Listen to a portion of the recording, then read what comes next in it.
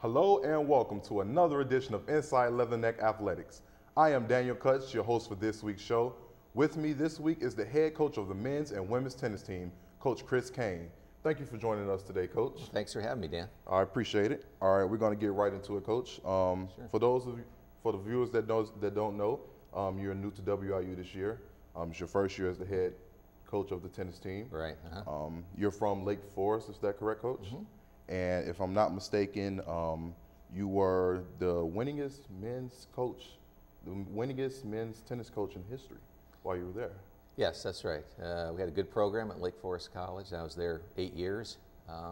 Enjoyed it very much, but I'm very happy to be playing Division I tennis here. I agree. You actually left on a high note. 5 consecutive winning seasons your last 5 years there as the head coach. So that kind of gives you an coming in on a high note as far as coaching here on the Division I level. Right. I think we had some very good teams there. Recruiting helps get you off the bottom, and the team I took over there wasn't so hot, but we got better over the years. And when I left a very good program to my successor. All right. And let's change gears a little bit. Now that you're here coaching the men's team, your number 1 tennis player, Jeff Coate, is transferred from Rhode Island, if I'm not mistaken. And your number 2, Mandela Shepard. You want to tell us a little bit about those guys? Oh, I know sure. Jeff is a warrior from what I've heard. Jeff is a warrior. Jeff is a tremendous competitor.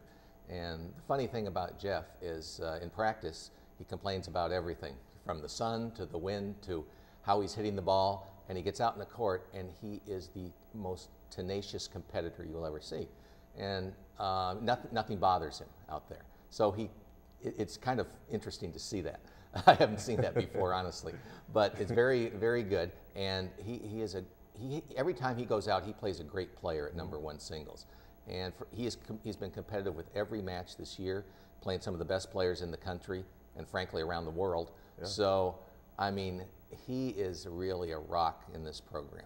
And the only thing I'm sad about is he's a senior. He's a senior, exactly. And you're asking about Mandela. Mandela Shepard is a great addition to the program. He's a fine young man. Yeah. And he's a good leader for our team. He wants to be good and he wants to improve.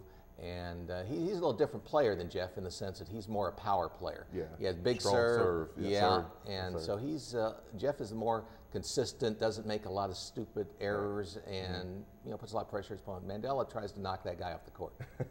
And Mandela actually will be returning for you next year. He's Yes. actually a junior. Yes. So he'll be one of the senior elder statesmen on the team. Yes, he will. So he'll be able to help out a lot of younger guys.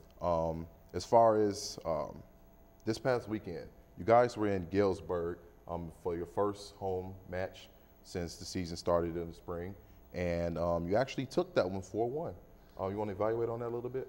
I think our team played very well in singles. We started to see improvement in singles. They actually played a match the day before against probably the favorite for the Missouri Valley Conference, Illinois State, and the match was called when the team decision was done at 4-1. They won it. But the other 2 matches, we not likely, but possibly could have won and make it a lot closer. So I was pleased with our singles play that day. And that carried over to the next day against Edwardsville. We played really good singles, and I hope that's a sign of things to come as we're coming up this weekend on our cluster of conference matches. So I'm hoping that play carries over. Definitely. You guys, you've been on the road all season. And like you say, you have a cluster of home matches coming up after today's match versus Bradley later on today. You have 4 straight home matches. You think that'll kind of get some of the guys who aren't doing as well, get their confidence higher and get them, producing better as far as on the court for the team? Well, they better be ready this weekend because these things really count. And we have to have a very good showing this weekend if we're going to get into the conference playoffs. Mm-hmm. And this is a conference that anybody can win, and then anybody can get in the playoffs. So it's who shows up and plays good tennis, when these conference matches are on, and they start this weekend. So I think I like the trend we're seeing of our players. I think they're playing better tennis week by week, and they better be ready this weekend. Yes, sir. I agree. All right, and let's talk about a little bit about an interesting coach on your coaching staff. Assistant coach Joe Cabana. He's a 2011 graduate from Lake Forest. So that means he played up under you. Joe's actually a 3-time champion there and a 4-time letter winner at that school. And also, he's the all-time winningest tennis player in school history at 128 wins and 48 losses. Want to elaborate a little bit on having Joe on staff to kind of mentor some of the guys that's here so they can kind of know what you expect as far as, you know, production and work ethic and just practice habits? Well, Joe is a great addition to our staff. I'm really thrilled to have him. I didn't have the opportunity to get him initially, but at the semester I did, and he was very anxious to do this. Joe, when he came into college at Lake Forest, he was a skinny little runt, I would put it, and now he is a rocked up young man. And he improved year by year by year. He's a tremendously hard worker and a tremendously dedicated player. And to be the winningest player in the 89-year history of his school is good no matter where you are. And you know, he has a very positive attitude. He can hit with the guys. He's of a level that he can do that. And he's a great help to me. Yeah. He's a very easy guy to work with. And so when I had an opening, that was exactly where I went. All right. I know it's a comfort level. Yes, a lot of comfort with me. All right. And as far as you being a new head coach here, you're going to want to kind of get the players that emulate the system that you're looking for as far as recruiting. You're a worldwide recruiter. You're nationally known, internationally known as far as just being a great coach and improving good players to be able to help them become great players.